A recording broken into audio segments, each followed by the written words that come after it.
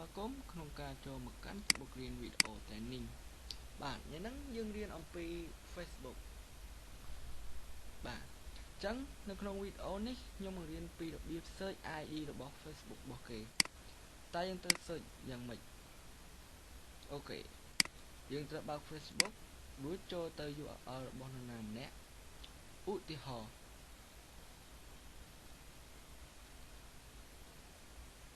ថាខ្ញុំចូលទៅក្នុង Facebook MyTMO រួចខ្ញុំ search ID គឺយើងចង់ដឹង ID គេដូចជាអ្នក hack Facebook ចឹងអូខេយើងលុកត្រង់កន្លែងនេះរួចយើងសរសេរពាក្យ GRAPH again GRAPH តមក enter អូខេបន្ទាប់មកអ្នកទាំងអស់គ្នានឹងឃើញ ID របស់គេនេះ ID first name my gender man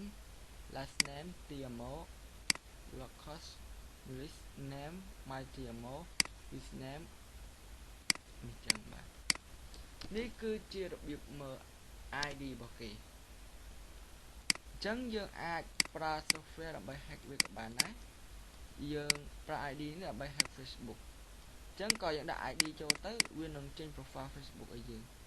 អូខេនេះគឺជាកលឹះមួយក្នុងការបង្ហាញហើយក៏ជាកលឹះមួយក្នុងការសុំទោសអភ័យទោសផងប៉ុន្តែ